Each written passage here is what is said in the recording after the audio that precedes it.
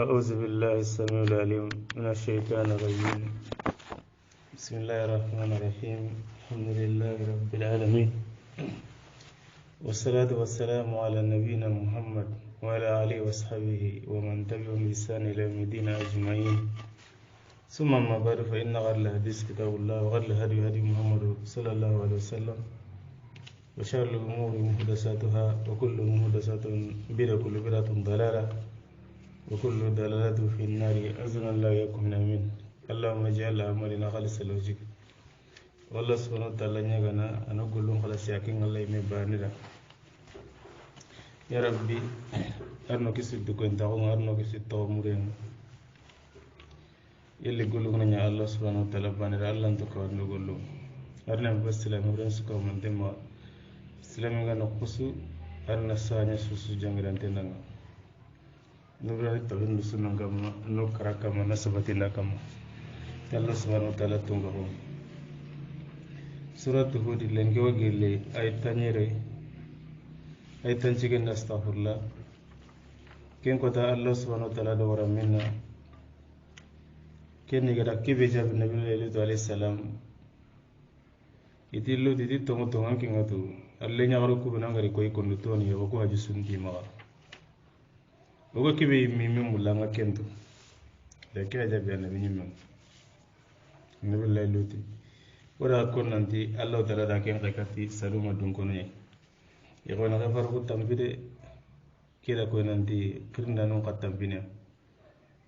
كم بدون الله سبحانه وتعالى نجار نوجه إخلاص كن ينقطع نسوي نقول لنا همهم أجمع خير خير تي الله باني خلين نسو نقول لك خير خير ننتي نكين تي الله باني كي كم سبت السنة مني أنا أقول لك تي سوسو برسنة من تو أنا كن الله سبحانه وتعالى لا من قطع كنا رانغا بردني بدون الله سبحانه وتعالى نجار نقول لنا الله مبان الله خير الله كنا خلاص سيني برانتو مده تونن تاجي لي خلاص وما أيتين نعبان غاي واني angana husru beno de berana dum mundia maga to simina pisrunga aganya na sobanga to ke jatene lenu ngenda ke wanya gongre awam pure ninia ngana na ngangul lisrunga ta kurasi lono ngam patarum asenkinna an husire ndebe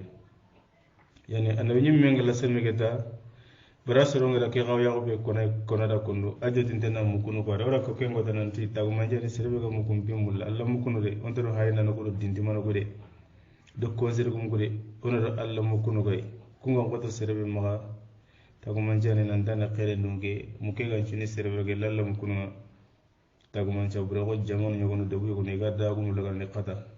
xere ntaken anabi mendi ay tanci genati qala nabillahi lututi law anna li bikum quwa tinjiro ko mi hangandi ndo sentindi sembentindi sembi ga nyindal lengi aw awi makka fumere la rukuni katti gombonge shadidi kibe ko tegani ni nyaadu bana benyana de rana binyi menda kibe jabi soro ngatin coro atin la golle mo gonju de beri nan ko ngulla gonju de beri ngante ni njabi hosire sakati na golle ya ga bagandi ngago kada to hankandi ni sembe ga nyingere lengi ni honya na sembe gumi ngakibe de berni e woni islam ma wonya li na sentangan to na gallen to ga maga haragara sega na narage ngobe golle are ngama sewe go na gar kere gestila mo ndi tan to kono annay go ni na buri ngama annay go ni sa ngama honta ke mo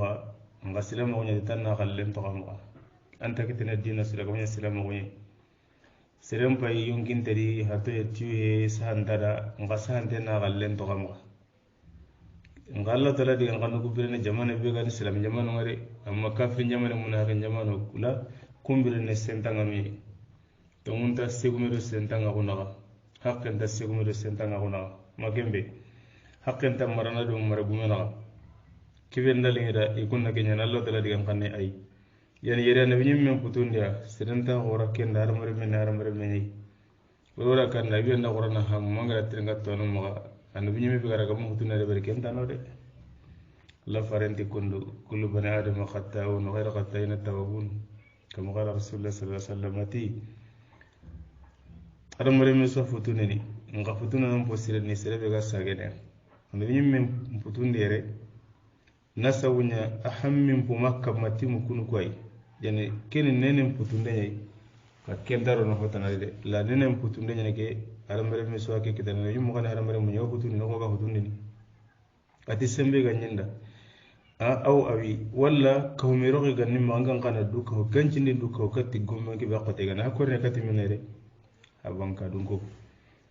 kenyane putunde ñane ke nge sembe mpo hanani mani sembira mpo hanani kanni Allah subhanahu wa ta'ala arano sembira nya Allah subhanahu wa ta'ala ngai la kapana ka kenture la illa kapana ke aken sembira ganni minai kenni mudi ke be ga maka illa kapana sembira ne kanni kenni doma ke be ga maka illa kapana sembira ne kanni kenni muno ke be ga kompendi illa kapana sembira ne kanni kenni muno ke be ga kittenni illa kapana sembira ne kanni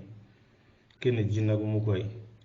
bari honne ndagir bana ta mbagan honne ndagir bana tan ci hay honne ndagir tan bullu honne ndagir ta bakati na min nakara giri ke hati ke ngare la kenni futun na nyai mukunum pinnenda kembere janga angana sere ngora ga sere mukunda Allah mukunu kare dunga yande kare dunga nyana kama ngakuna arno kare dunga no Allah tan muko konna met yana Allah talani yam fanani ila la gana bosko mon de masire gana futu nangana sagata Allah yam fanama kembira futu ndayre kuna kembira waga mulla wona tawidin nan kende wono jikira Allah subhanahu wa ta'ala qabila ngim maga kellam ta sigira kinni sirai wa qabila min tam maga kellam tam man kana sigira ho gada wallahu ta'ala rakuton no gondi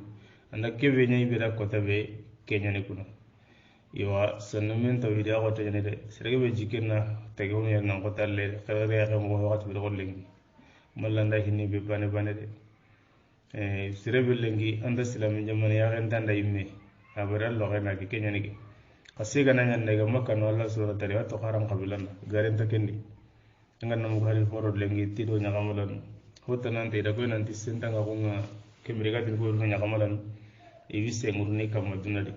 ka ho ga matu bi la ko tanga asu wisse ngurni ika kam nasabunya Allah farenti sallallahu alaihi wasallam hari tamiso be hilli mera metoro dunare legam man ko taganari bentangan do bengume ke Allah banen kallen cagane na banake du induron to ay tambon to kana yani sirem ma gayse ko sire amanya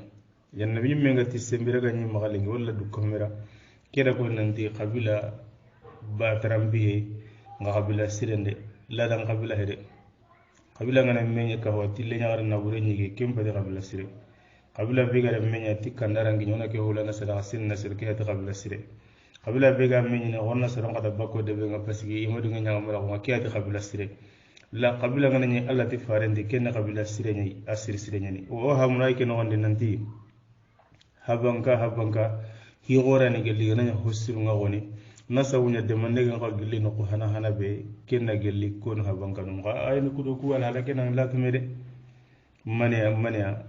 bari Allah subhanahu wa ta'ala gati mede mande faringati mede mande nga okuna alhala be kamalengi mallanda hine nobe harambare me nyimme soron pinanta balanga hina bu haati ro lengi pourta kan qawi hina ndunga serenta nunya na serende mana lengi nga nyimme soron tande mana balli igama konto mi mambono ni har kebe anga ka de mena de anta akidana yalla ka ko nunya ba la an ka mo be dunasu wana baranga an ka an ciro ko na laga duna sunda tintande mana an jiro kan kande mana wa kunnu nyime ga nanga ne tongu kakama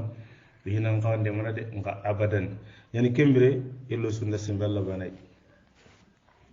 kempalle an malaka no tunanti nabila lutu hadigre be atam bi ka kente tunanti malaka no niyo ka no dun kullu ko nyani taga ko ni mukunu koy talu ya lutu ti lutu inna rusul rabbika wa kunan kama paru nyoy koy la yasilu ilaka mo joto ku ngamene iranda kenan ki ngasakato ananyam to gondi orkati kusure Allah talaga nyagara khati kebe ko gara kana tiwi halakini kinga gati nyankini amma joti nanti ma kinyo ko yeba hari ranta kinyan kinyi mai sakato kire morin taliben kallen ta bone de nawjunen chaye mutuna ran kannen ti sirran tanka ta megen dallon sirran ti yare mutunan bai iben dan bai wakalla kempati kede kene Allah mi me garanti nyai kuna wala kene Allah mi me garanti nyai moy ranta sere garanti ni jinna ko me ranta sere garanti ni wa kembire do may me ranta sere garanti ni abadan e contraire kunyi manda jamanu mbonande kuna yanam atiranta kenan ki ngasaka to ko lanyin sire ileka nga Allah tala kebe ko nona kanda fasri anke nam pum tere bi ahlika tan korenga nabi lalut leñawro libana ma leñawro kuma kafiri ñani itan dan koren nangiri bi andan koren nangiri urondi bi qita ikute min la gelli uronga kagana daga kanjon ko no walla daga nyamari wal tafitu minkum hadu nga lutan na kan wala muguda sirim ma halle ga no gondi de bari kebe ganya de dum ko abure ñande illa murataka agama ñakke demiram hinu illi rakine ga ya gotto nga kono kele be gana wala tafitu minkum hadu yembani magi halle hayluti anchiro gudi de kebe ganya de dum ko abure ñande de illa murataka suwan digan kanne mutu ga gandanya ga wi halle hayni idna sabunya Allah ta'ala kibra kutarati halake kenna kidana gasir sugari halala halake koram plakina igono gati Allah ta'ala ga nabi min nyamari tumala kan digan kanne nga fasri bi halika bi qita min al-layli nan tan ngiri andan kore khamurun tere kuteri gelle wuronga ngasire magi halle hay illa murataka tik gandanya qiyanu kenna magara igwana ikyodo ngana ku hilli sutu ngatirne na rumina ta nabi Allah ta qige halaki ba mama halaki وسي هلاكيا وانا اينتي من الله تعالى انه مصيبها هلاكي غانيا قيغي ما اصابهم كبير بدون كون كتا انما وعيدهم قال الله تعالى قنو بيرغ نانتي كياني اهلاكي غادي الصبح كين سبحان سوره القمر وانا سيكتي او كان انت سبحان يعني اليس الصبح بقريب يلا صوبان تنتن بيبا يلا صوبان تنتن وانا موتور هيك با هي هم جاي نقول iti lutu togole Qur'an no gondi o ga mamu tampilo dingira no nyeri nabla lutu woni ari tampille aro dingira no nyeri ay Qur'an ke no gondi amatu kenne gel hi sobe ni kenne gel hi gore ni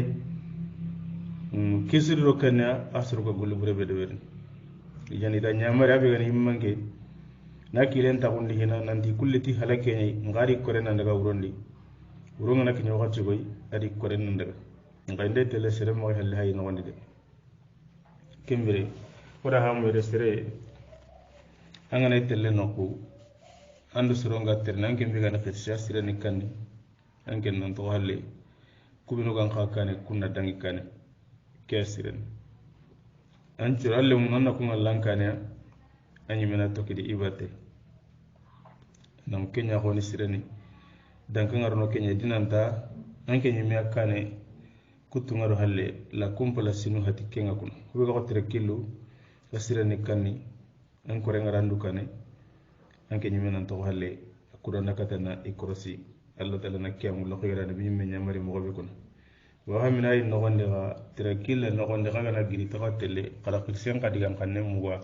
andak kebe ga da ngakra mu wa kenya sirani unna sabunya hinna ya ma aganya marne ne do ham ken ka ham ay ken gonde yoro da hawa yin nokone nanti Allah ta'ala naqu ya qaguntano kina guntano kinga nabile lu to da kanda tampilo dingiro nyira to golle nabi nyime na kay fare nyen o diga mendaro kenne nanti kenna Allah nakamu ada Allah tinta buru o ay kenya hayre kibe ni saqa halle goni ngala ki ngari Allah ma to gono de himbire yare magi dunane de inkin na almami Qur'an kina yimeni ara de ben su karamulen dina kan tan nyime maga anta jemu kitana de wa ha munay no gondi yagare li munakan ka quran tafsir no kinenga wa ha munay no gondi mekkina li munakan ka quran tafsir no yagare nga la besi li munakan ka ko kinga nyime ana wada ha may no gondi alla ga ni kafir to ko islami aw ke to kono ngalla madu kende mi jani be Allah taala ko nga ken sire be Allah gallende be nasabu nya Allah taala nya gara kiyagare khibaren ko da soran tan direge luti yaqaru no yaqati ko moani inike Allah taala ko musirun pilure nga iri jamba min aqidan kara kan tata budeni solihene inin ko musiru hilla wrawrani ya kunyan nga ban sugara dikina jamba kan ko aqidan kara o yare be gana nyanke nyimira la ngina tawir gumo nyanda tappe mulanta sahe mulanta hayne mulanta jinnan pi mulla sai sa rok jagana waranta ke mulla hoga ne tapin waranta ke mulla maga yi won jamba nan ni laru nan tore mure maga jamba na rokkale maga jamba na rare mun ko do nan mun nyata kam maga jamba na nyille kanyollo na kama kudu yuki kanta tunu angana kede biranda nyimya jamba ya gare kede maga kina jamba kana daga hayna non bangi maga kina jamba na nesinja maga kina jamba na serere tinge mira da telenkera ntabaga bro kina nusunna gumye angana daga na tirndi serera to ko kunu ya tele sanga tanga sutu ya gare ngara mallanda hinni be parce que Allah rage na logi ko mogare do ku kina no batinga gon anga ni har kina be men tamulla ber kina be ganta salla ko nganta sume ko nganta jakka ko nganta hiju ko nganta sutura ko nganta biro no ken kan tamulla de sa mangen kanu ne daga nan nyigani nan po na tesire ngina nan du dari nga kasire no gonde condition ngebe ngan kama la khairin ta ken dina gantano nan do tenya de berni kula Allah tala na hinna qaso ijani kemiro raham ya wale be ga na tawhid ndo sunna ngoto gele kina ga mo ga jambene daga man ko daga takinga bono walla tara ga na ri qiyam ngo ta gulu ngana kenje ana qahata kan ta kappa asud delle ni kay nabillahi luti yaqin ha gere ibre dome nga janga yaqini jambante halake ngari ko tabe alla tiluti da atiki hata nyaqe anda na kan kembere hore garu hore go ga mullo sun kay dun no gondi khairi nan ke aljana no gondi on Allah tala galle mutu on sunna mutu na tawhid mutu on kento ndo dudi gelli ara nyaga na sunna pam andai gon to hore go dunga yaqenda nga kenya na khairi nga akasu ga madu kenya men ma ki ngara tubana nyemew anna wara da batte amma wara kim batana wara Allah nganga na jate nan dinya kenya ni na kumande nyamare na kam kendo dinan takilere hore ara ga gelan ka kinagara tawhid nya ham magata mi senyani de la anga nyanange ngani gille kabire dinan dam ba ma siriyo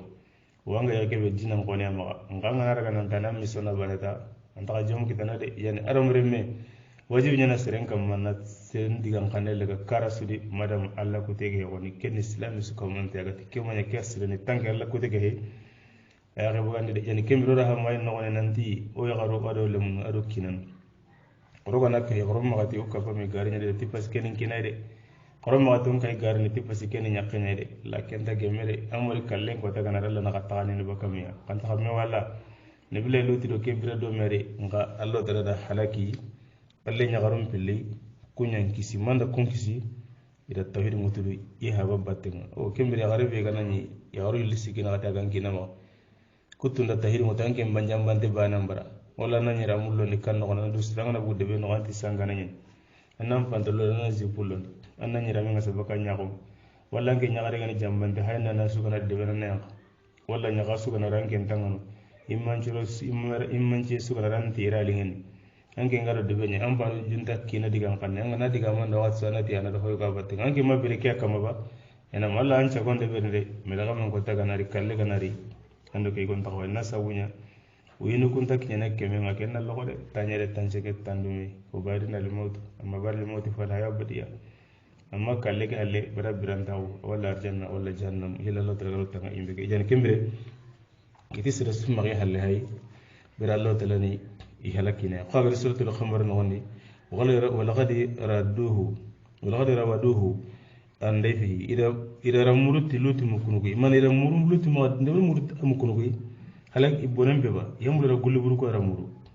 na guluburu la muruti lutiya i korege kingani mukunugo benuga amaga bu yamul la ganam bagi ida naga kin karage meba fatamassana yinhum Allah tala tiri ya gonchu buluga fazuga zabi qalinya ngatente mon nusir ade ngongo reko rasulatul qamar no gondi ko tafsirna ngako malaga jurani kampenya nasu ya Allah kalaga nasu beek kem bateri na sunya hingintenga subhana ida la jabangiri ida sigi o kembere kama du Allah tala digan kanagar no minya digan dur kono na nyai ko awga kiki legar bere angana kala ti faran ti sere mar galla gara angari enam kalle ngana angana kara ko tabe kalle mane ka kana sikinga tono ngani ku beno ko nanga yara sunna kare ni nyasanga no nga angar ni kento Allah tala ti falam maja amurna wakati bi kallo tala nyamare ngari kenni kanni halake jeni katil ti soroma jalna aliyaha safilaha idan yake wuri dunya kamu Allah tala malaka nyamari na nyigere na bogoti dan daga na ko be galing Allah da sembe gembe na yele ma goni fanga nan kitenya na doren kutu na bini wala to ka tan na doren kutu simu to na to na yele ma Allah tala da ako kunye de bim pakbe be gane Allah na to jaman pakbe be Allah tala na to ngalu diga ga kat kube musu ko man tanyani Allah da malaka nyamar na nyeke tinga ndaga makamuni na ko be galing ara ara yele ma Allah tala ti jalna aliya safilha ira wuludu nyakamu ken halaki buranya de wamtarna alaiha allati la takhinina kama hijarata gelli koccenga min sijili gelli dornyantenga mandudi aga fitena wakati be aga me bata mandudi aga me bata musawamatan wa kocci sugara ta ko montenteni tisire bani su to manda iranta an putunu fi arni katani inda rabbika kamane no ko ma ya min az-zalimin bi bayri wa ki halagi mo ke mala to nyam dana suka mun tengari ko aga mala to lut suru mo be halaka ayatan no on suratul najm mala to fa ghashaha ma ghasha hin qoren tawr hada allah ma ko teri kama kebe ka teri halaki yembe ba halaki nyande ayatan no on suratul zari allah ko no ikallo to laqi ndikate hijaratan min tin rakenya ko no gelli gullanga namugu dorenga kembre ken halaki en po burbura nyagara nyati kono loti soro nasabu nyega golle be berne abure nyani ko nay go muri warne aware muru ko kenya ga duna dam gonda gebe lengi allah taala halimu munyana nyani kinga nage jama mum man to mum ndum halaki ti kemba ne xanne ma na halle nyakana yoni awasa wonge be den gasa wuyo gani ibe net ndesuna ime yugo halle allah nan kana nya halle ko ga nyinyi ko pati soro mo go be goni allah kenya na de yani kembre kene ka bogo goro nyai e fizen be no ka duna no gondi an ko ham nan ti corona diga muti kinga gelli kunga make de beri sianga kem pa munai ke no gondi alla ga ko me ke ko cege be to ndi ko nusa ate dore nyana nyante nyen ana me bata wadi gboysu anta yerne sere kama alla ga mata nyere ke be kama ke ko cege la nange nyere ka ta kama ke gulo la nange nyere ka ta kama awalla talati anyana kunnun gai siral la ken na kan no range gile gare adamare mun na nyana lengi gana bamu ko de bero fizen ko de beri ke jam ponyo ko buruku ntini regle na igana regle jamana be ganne ma wujun kare kilo na wujun tam kilo gan ko mutum kilo gan igar no ko kebe mi metta ko man jata gana daga telle ken no nye sira ke wuro wuro no siren ta wuro no igar no ko kebe ko ne no angaba gana kinya da akhene no nye e kembere so ken ta ken adamare mun nya gara ken be Allah gati mo kina ga to no ndi aga manya bucire jani kembere kamane be gati ho kallin ta ko man centenya ne mo sikka kende de aramare men nan ko kana wa mo tinge garne de ti ujune garde ngarne de ngamile serondo men gare sare kembe allah halaki nganari awa kana ne amba ne kamma na kutun to kuma kan da allah garanti kenya ko taso daga nan cikin na serengi be mutuni yoranga tinan korosi ay halaki ngana gire allah taala no ko wadda ngani jamma ke so nan mutu ira kana gelle tawidin timenya ne nan ko nan dan kana wa balaw ganar de ben nogonde alla ga mara ko tuta arno kabedi alla ga mara ko tuta serbe gitana awadangini pasi alla dalati atagu manje musawamatin rabbika atagu manje ni kamar kallan wata na kuma agan qaqa na serbe kam o balaw nyimme ganari alla ga tan kanu kabe atagu manje denya alla dalla no kuma ganne no nyai atagu manje denya ni serbe ganani kemmo wani o kalle nyimme kem polla kadi alla ga nati kaden kala lengi agana kanu on haru june serga no nani jangiran to nyimme na kenga sahan no on harat terente nyaga kenna ga kala salluna ken no ndi kuna jani kembre loti soro ari hadis en no on alla faranti serbe na loti soro nyike gole de berre faqtul fa'il wal maf'ul faqtul fa'il wal maf'ul man gara nyangana ki gara kari ada ganya na kebe الفاعل قول لك كيف قول لك دبني قال كري أرا غاني أنا كيف غاي قال كري يعني ما قال كري ده يعني كم من هوبرة يعني سوغي من تدي أمورا جينا نيمي ناس أبونا جينا أنا نعم ما يغي يقول يغري أنا كتني كم جاني ما كم بي يغري كي يوقف جينا جوكه نكندن تقولي كودا كن تانجين كنجو إنتو تام كرني غني ما خان أنا كرا كم جاني موري أمبرلي أنك جينا كي غني جينا بكان nga yagana nyagana nga inange ngidi dunga la make nga